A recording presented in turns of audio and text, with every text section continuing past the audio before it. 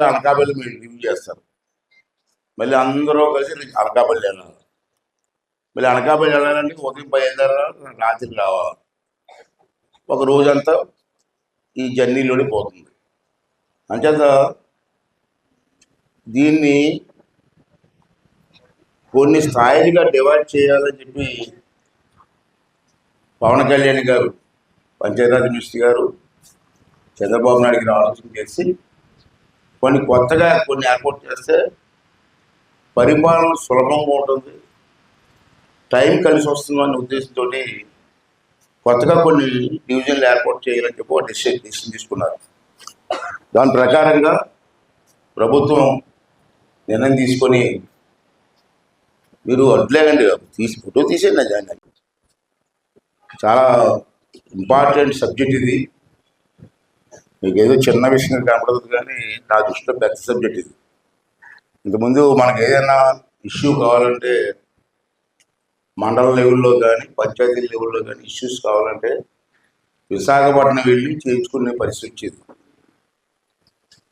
తర్వాత జిల్లాలు మార్పు చేసిన తర్వాత కూడా. నమస్కారం అండి. నమస్కారం సార్. నమస్కారం. బాగున్నారా? బాగున్నాం సార్. ఏమి లేదు, మీరు వస్తారు ఊహించాలి, అందుకని ఏమి లేదు. ఈరోజు నర్సీపట్నం ఓపెన్ చేసాం. మీరు తీసుకున్న నిర్ణయానికి నాకు కూడా చాలా హ్యాపీ ఫీల్ అయ్యాను. అంటే నేను కూడా స్వయంగా వచ్చి ఓపెన్ చేయాలని వచ్చాను సార్. చాలా బాగుంది, మంచి నిర్ణయం తీసుకున్నారు. ఎందుకంటే ఏదైనా అవసరమైతే జిల్లా పరిస్థితికి వెళ్ళి కార్యక్రమం చేసుకునే పరిస్థితి ఉంది. ఈరోజు అక్కడికి వెళ్లకుండా సుమారు 77 ప్రాంతాల్లో ఏర్పాటు చేసి ప్రజలకి వాళ్ళ సమస్యలు చెప్పుకోవడానికి, పరిష్కారం చేయడానికి మంచి అవకాశం ఇచ్చారు సార్. చాలా థ్యాంక్స్ సార్. నేను చాలా ధన్యవాదాలు తెలియజేస్తున్నాను. యాజ్ అ స్పీకర్గా మీరు చేసిన నిర్ణయానికి చాలా థ్యాంక్స్ అండి. అలాగే అధికారులు కూడా ప్రమోషన్స్ ఎప్పటి నుంచో పంచాయతీరాజ్లో బీడీఓస్ ఉన్నప్పుడు, సమితులు ఉన్నప్పుడు ప్రమోషన్లు వచ్చాయి సార్. అప్పటి నుంచి ప్రమోషన్లే లేవు. మళ్ళీ మీ దయ వల్ల, మీ చొరవ వల్ల ప్రమోషన్లు వచ్చాయి.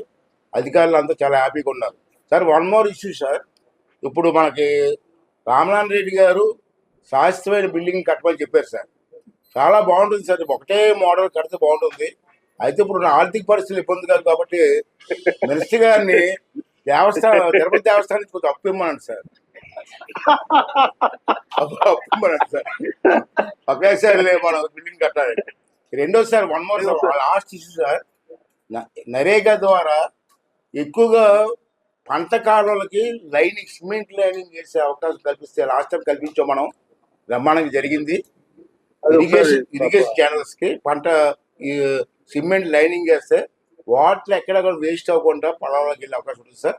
అది ఒకసారి ఆలోచించేయమని చెప్పి తమ రిక్వెస్ట్ చేస్తూ, మరి మంచి కార్యక్రమం చేసినందుకు మరి మనస్ఫూర్తిగా నా తరఫున, మా నియోజకవర్గ ప్రజల తరఫున, అందరి తరఫున, జిల్లా తరఫున ధన్యవాదాలు తెలియజేస్తూ సెలవు తీసుకున్నాను సార్. నరేగా డైరెక్టర్ గారు కూడా ఇక్కడ ఉన్నారు సార్. నోట్ చేశాను సార్. అది మీరు చెప్పింది లాస్ట్ ఇది. Will look into it sir. Will possible అంటే ఆల్మోస్ట్ ఎక్స్ప్లోర్ చేయమని చెప్పారు సార్ ఆల్రెడీ. ఓకే అండి. Will take it far. Thank you.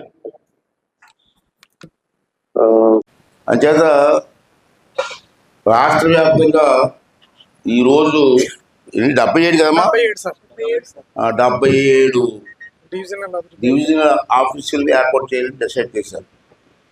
ఈ 77 డివిజన్ ఆఫీసులు ఒకే రోజు ఓపెన్ చేయాలని చెప్పి నిర్ణయం తీసుకొని మరి ఈవేళ ఓపెన్ చేస్తారు.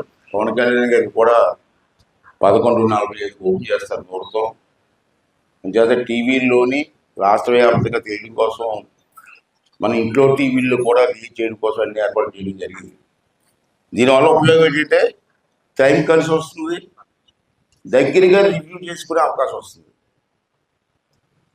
ఆ రివ్యూ చేయకపోతే ఏమవుతుందంటే మండలాలు ఏం జరుగుతుందో మాకు చేయట్లేదు. ఈ మండల ఆఫీసులు ఏం చేస్తారో మాకు చేయట్లేదు. ఎప్పుడో నెలకోసారి వస్తాం మండలానికి, అప్పుడు మాట్లాడుతున్నాం అంతే. ఇప్పుడైతే మాకు ఏమవుతుంది, రోజు మీ తాలూకు ఫలితాలకు డీటెయిల్స్ మాకు తెలుస్తూ ఉంటాయి. అప్పుడు మేము ఇవ్వాల్సిన సూచనలు మేము వస్తాం, మీరు ఇవ్వాల్సిన సూచనలు మీరు ఇస్తారు.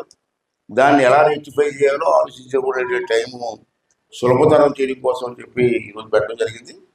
దాన్ని మన నర్సీపట్నంలో ఈవేళ సైట్ లేకపోతే అందాక ఈ ఈ మున్సిపల్ ఆఫీస్ అలాగే బొడ్డుపల్లి మార్చాం కాబట్టి పైన ఖాళీ కొని పెట్టుకోమని చెప్పాం.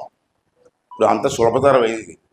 మన మండలాలన్నీ కూడా ఎప్పుడుగా మీటింగ్ పెట్టుకోవడానికి దగ్గరగా మనకు అవకాశం వచ్చింది కాబట్టి దీన్ని ఏ ఉద్దేశంతో అయితే గవర్నమెంట్ పెట్టిందో దాన్ని ఫుల్ఫిల్ చేయవలసిన అవసరం ఉంది. నాగమణి గారు